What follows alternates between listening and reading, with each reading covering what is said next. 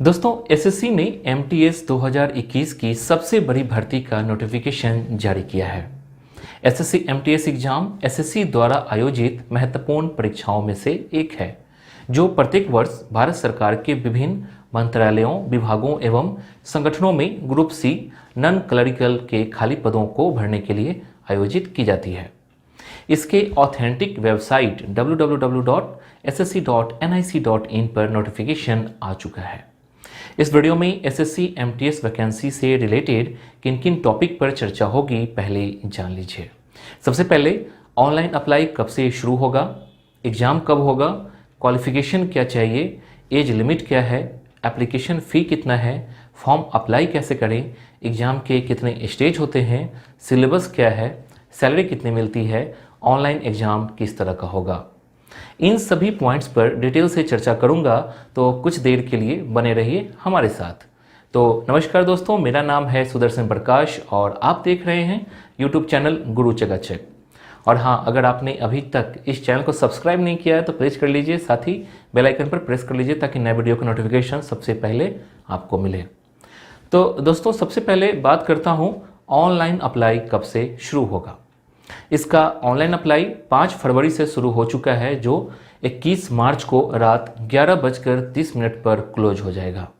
तो आपको इतने दिनों के बीच फॉर्म अप्लाई कर लेना है, क्योंकि लास्ट समय में हेवी ट्रैफिक की वजह से बहुत से छात्रों का फॉर्म अप्लाई नहीं हो पाता है। अब दूसरा सवाल होगा कि एग्ज़ाम कब होगा। तो दोस्तों एसएससी ने जो नोटिफिकेशन जारी किया है उसके अनुसार 1 जुलाई से 20 जुलाई के बीच आपको एग्ज़ाम देना होगा। इन 20 दिनों के बीच किसी भी दिन आपके एग्ज़ाम होने की संभावना है। अब सवाल है कि क्वालिफ़िकेशन क्या चाहिए। तो जो स्टूडेंट 10th पास कर चुके हैं वे एसएससी एमटीएस के लिए अप्लाई कर सकते हैं। दोस्तों ये एग्ज़ाम 10th बेस यानी मैट्रिक पास के लिए है, तो आप इस एग्ज़ाम का फॉर्म अप्लाई कर सकते हैं। मान लो आप 10+2 या ग्रेजुएशन या किसी भी सब्जेक्ट से पास हों या पोस्ट ग्रेजुएट हों, आप फॉर्म भर सकते हैं। इस एग्ज़ाम के लिए सिर्फ आपका 10th पास होना ज़रूरी है।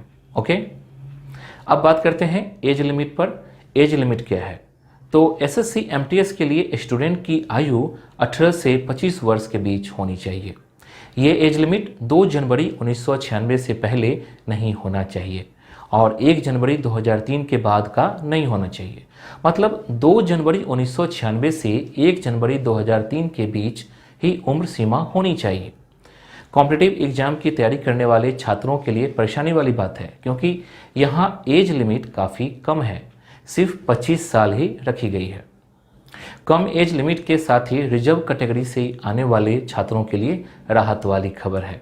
बाकी एग्जाम की तरह इस एग्जाम में भी उम्र सीमा में छूट का प्रावधान रखा गया है। जैसे SC ST से बिलोंग करने वाले छात्रों को 5 वर्ष की छूट दी गई है, OBC को 3 वर्ष की छूट, एक्स सर्विसमैन को 3 वर्ष की छूट दी गई है। अब जानते हैं एप्लीकेशन फ़ी कितना है। तो आपको बता दूं कि जनरल और OBC कैटेगरी को 100 रुपये लगेंगे, वहीं जो स्टूडेंट SC ST से बिलोंग करते हैं उन्हें फ़ी में छूट दी गई है, उनका फ़ी नहीं लगेगा। साथ ही जो गर्ल्स हैं उन्हें भी फ़ी में छूट है, उनका भी फ़ी नहीं लगेगा।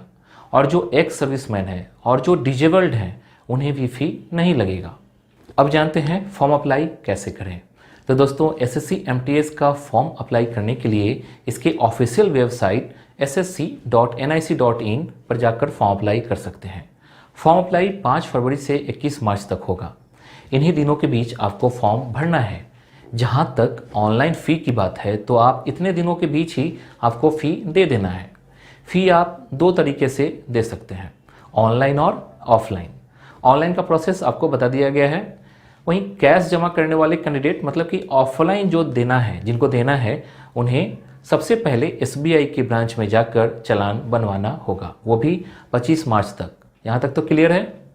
अब जानते हैं एग्ज़ाम के कितने स्टेज हैं। दोस्तों एग्ज़ाम के 2 स्टेज हैं, पेपर 1 और पेपर 2।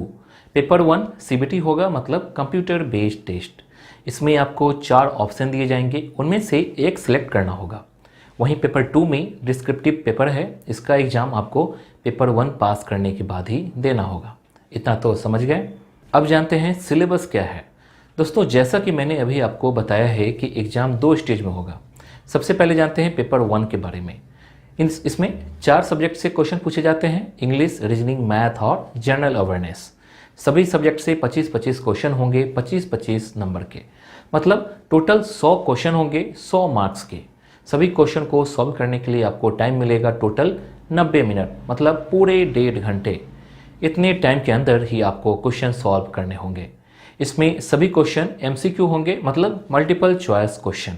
और हाँ, एक बात ध्यान रखिए कि हर गलत आंसर देने पर नेगेटिव मार्किंग का भी प्रावधान है, मतलब गलत आंसर देने पर 0.25 मार्क्स काट लिए जाएंगे। ओके, अब जानते हैं पेपर 2 के बारे में। पेपर 2 में पेन और पेपर मोड में होगा। इसमें आपको जो टॉपिक दिए जाएंगे उसको डिस्क्राइब करना है, जिसके लिए स्टूडेंट को एक शॉर्ट एसे लिखना होगा। आप इंग्लिश या अन्य भाषा में भी लिख सकते हैं, जो कि संविधान की 8वीं अनुसूची में शामिल हो, मतलब आप हिंदी में भी लिख सकते हैं। दोस्तों, 50 मार्क्स के शॉर्ट एसे लिखने के लिए आपको समय मिलेगा 30 मिनट। पेपर 2 केवल क्वालिफाइंग पेपर होगा और इस एग्जाम को लेने का मकसद है आपकी प्राथमिक भाषा कौशल का परीक्षण करना। दोस्तों, पेपर 1 पर ज़्यादा ध्यान देना, क्योंकि उसी से आपका स्कोर तय होगा। आप दूसरे स्टूडेंट से रिजल्ट के मामले में फाइट भी पेपर 1 से ही करेंगे। देखिए, पेपर 2 आपकी भाषा को देखना मकसद है, फिर भी क्वालिफाइंग मार्क्स लाना कंपलसरी है। अब सवाल होगा कि इसमें सैलरी कितनी मिलती है।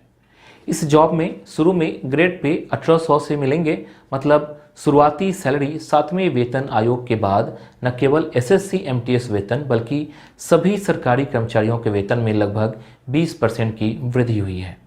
SSC MTS की सैलरी लगभग 18,000 से 22,000 के बीच है। हालांकि SSC MTS का वेतन विभिन्न डिपार्टमेंट के अनुसार अलग अलग हो सकता है।